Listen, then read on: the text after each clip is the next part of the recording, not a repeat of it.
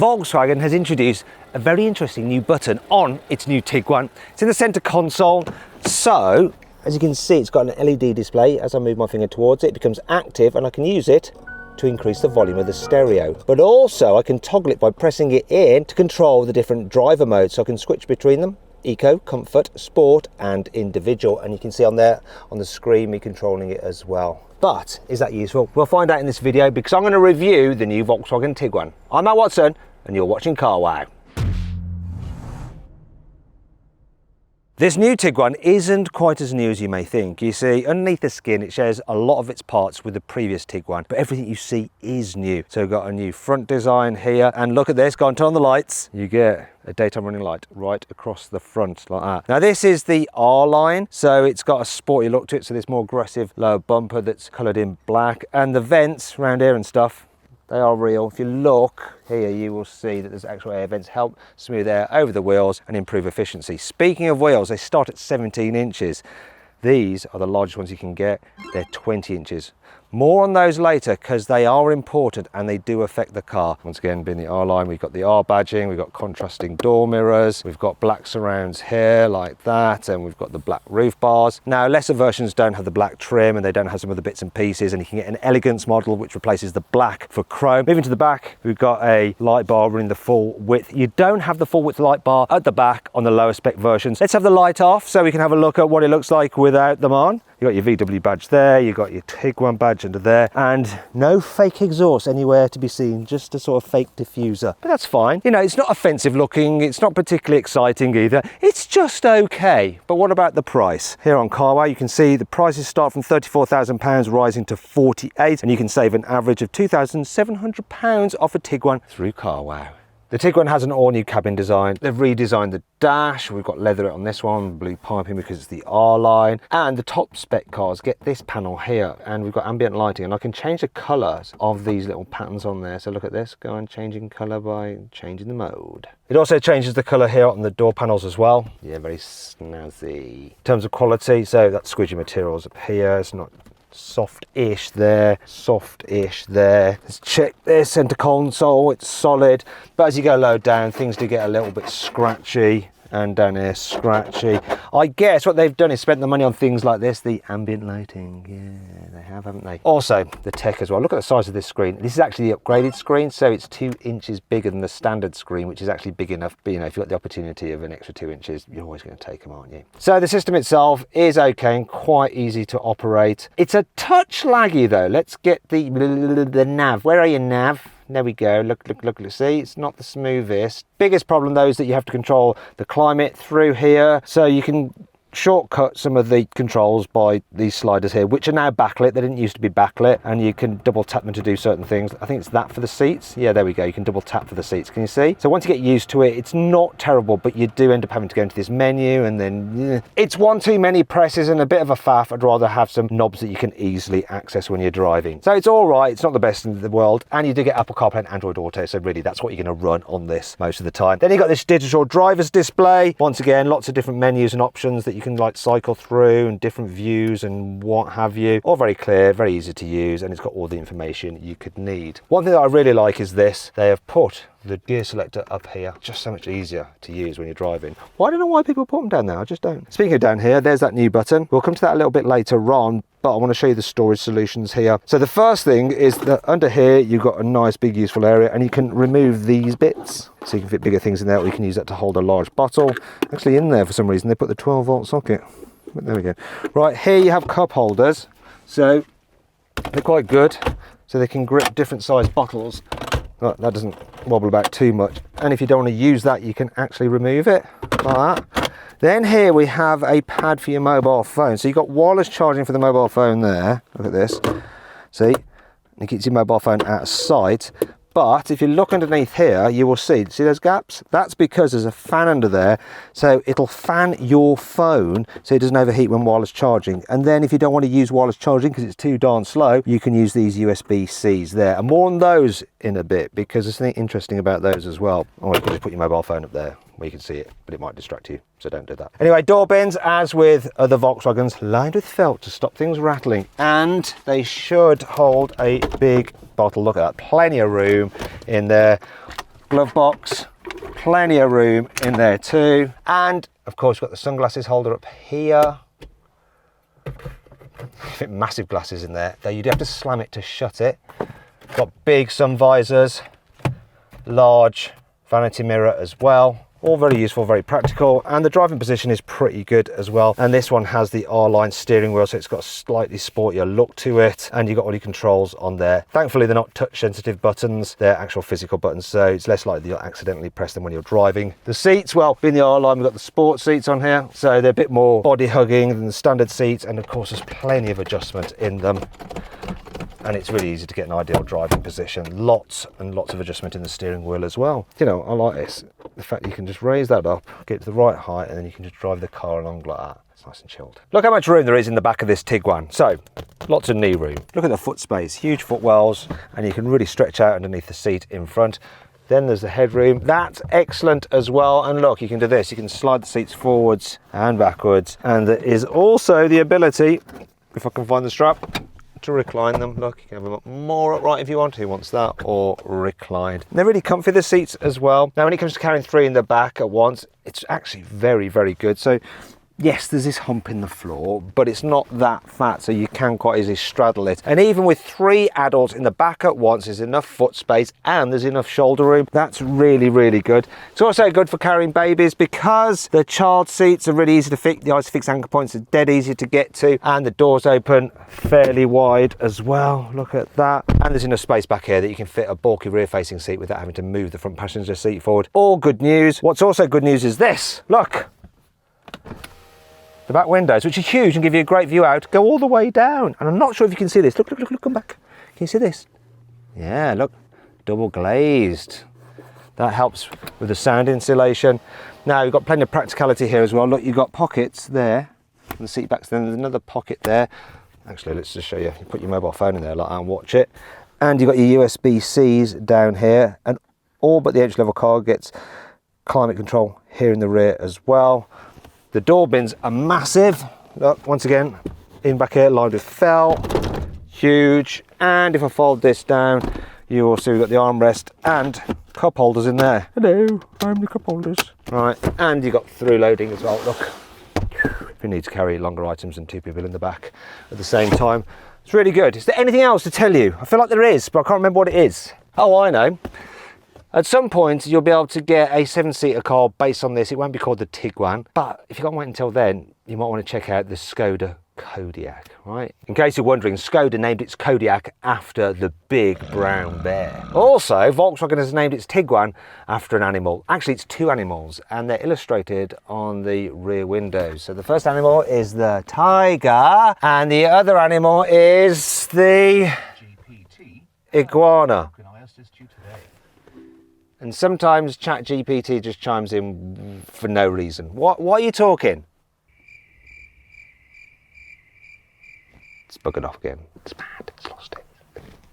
The new Tiguan's boot is a whole 37 litres larger than the previous generation car. It's really big and practical. Now, the actual capacity is 652 litres, and as you can see, look, we have no load lip to this stuff over, so I can just shimmy out, no problem at all. If you'd like to vacate as well. So you can fit 2 men in there. Now, the 652 litres is actually measured with those seats pushed all the way forward, so it's actually a bit smaller in reality. And under here you have some storage, and as you can see, the low cover can fit under there, which is great news. Now, other features we've got in the boot, well, we've got hooks here. There's another one over the other side. No, there's not. There's that button. More on that in a bit. And then you have these levers to lower the rear seats, like that. Right. They don't lie completely flat, but you do have a continuous floor when you have this in the raised position. James, would you mind just illustrating how you can slide things easily to the front? Go slide easily to the front. Slide easily. Okay, that's good. Now, I wouldn't mind you just moving your legs off this bit, because I want to explain that if you get the hybrid version of this car, some of this storage underneath here, it's eaten up with some of the batteries for the hybrid system, and so it's not quite as practical. And that brings you on to 5 annoying things about the new Volkswagen Tiguan. This toggle dial here seems like a bit of a missed opportunity. It's handy to have it for driving mode, I get that, right? But why go for volume as the other option? Why volume? Because the volume control is just there, and also you could, shut up, or you can do it here on the steering wheel. Why do you need another one here? It would be better if they chose to actually have the fan speed on there instead, because to operate the fan speed, you have to do, where is it? There it is, look, there. No, I want to be more precise there. See? If it was there, it'd be easier. The integrated headrest design of the R Sport seats do block rear passengers' forward visibility, and that can make it a little bit more likely for them to get car sick. It's great this car has a heads-up display, because it displays things like the speed and information about the lane keeping assist and all of that onto the road ahead of you. But if, like me, you like polarized lenses in your sunglasses to reduce reflections, you then can't see it. Now the cameraman is just altering the polarized lens on the front of our camera to give you an idea what it looks like for me when I'm looking through the windscreen with my polarized lens. That heads-up display image just disappears. Now you actually don't have that problem when you have the cheaper heads-up displays, you know, the ones that have that little piece of plastic that rises out the dash and it displays the image on there. You can see those with polarized lenses, just not the proper ones, which are actually better, though with these lenses, worse. For some reason this car has terribly creaky brakes. Have a listen.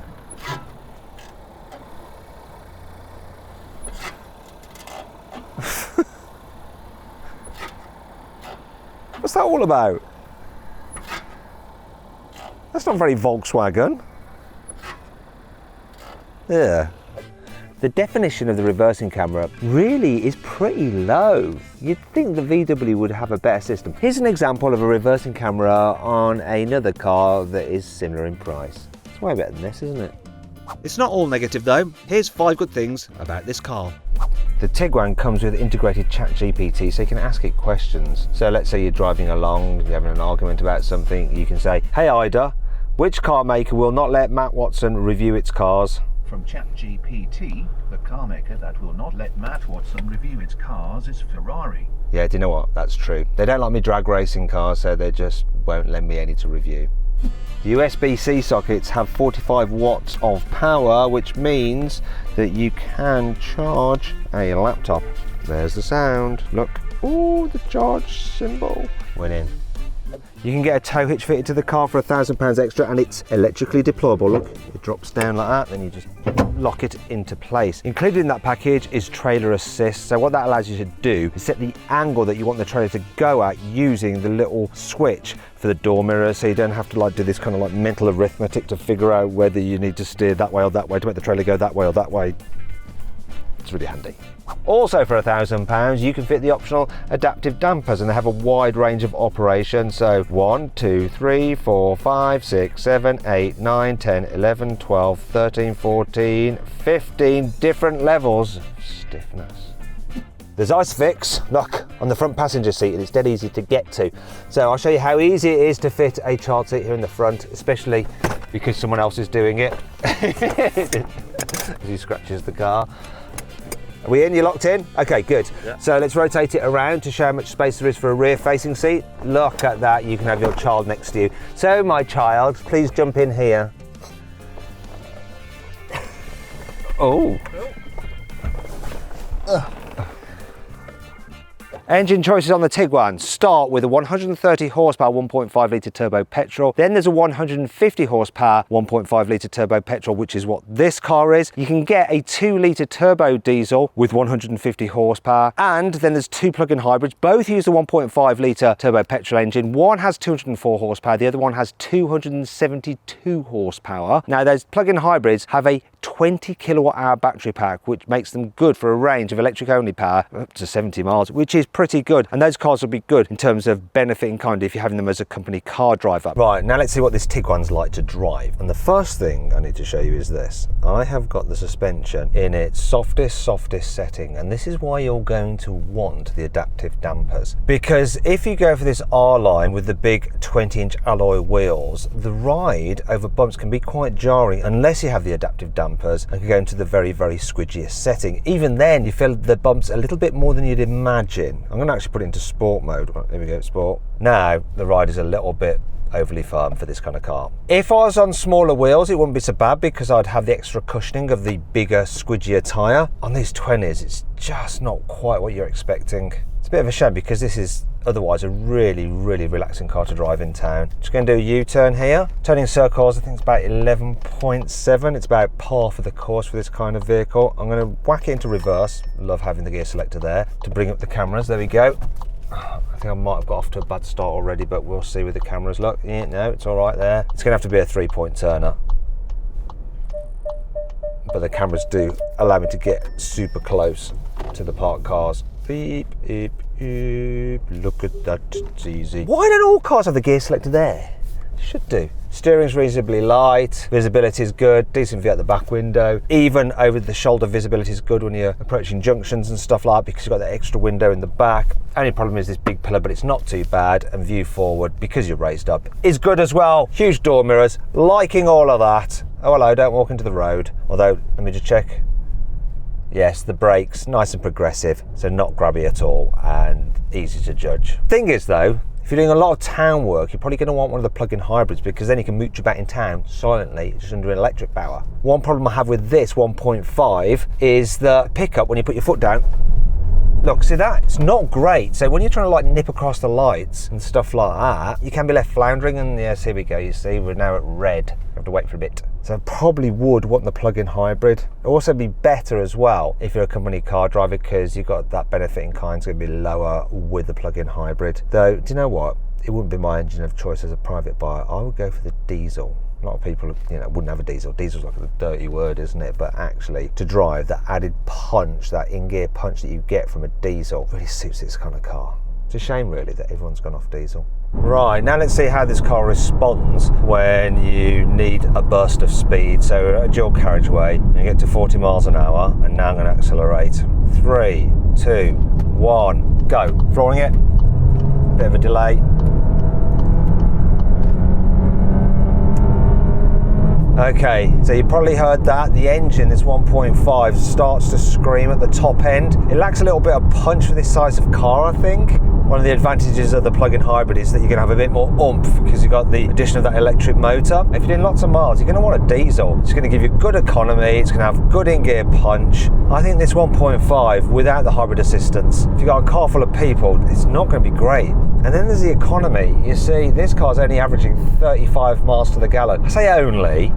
I think the diesel would do about 40 to 45 miles to the gallon, and the plug-in hybrid, obviously, if you're not going too far and you do charge it up, will do even more. This is the wrong engine, I think. I wouldn't go for this one. And it's a bit of a shame, really, because actually, overall, this car for cruising is really good. It's quiet enough. Bit of road noise, that's all. Seats are super comfy. Now let's just check out how well this Tiguan handles. So I'm going to go into sports mode now. Could be lots of regret because of the suspension going a bit firm, as well as stiffening up the suspension. It's sharpened the throttle response. Also made the steering slightly heavier though. I'm hardly noticing it. Oh, here we go.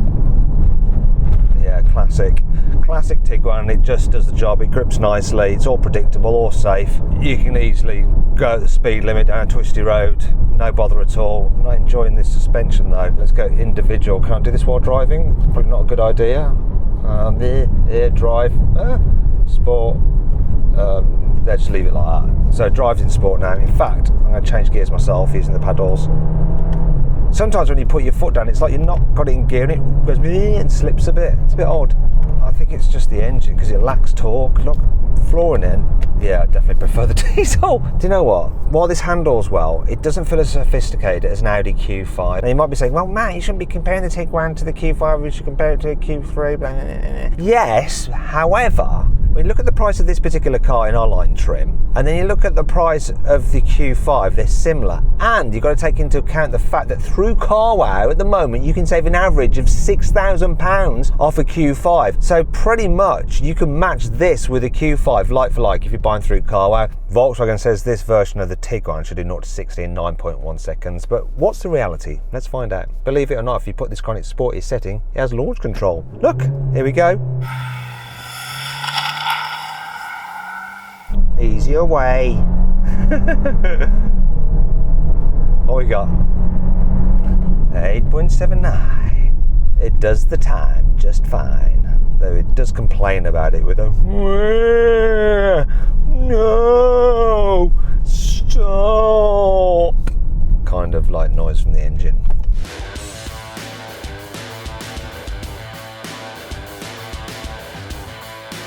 So then, what's my final verdict on the new Volkswagen Tiguan? Should you avoid it, consider it, shortlist it, or just go right ahead and buy it? Well, I reckon you should shortlist the Tiguan. You know, it really is a good all-round family car.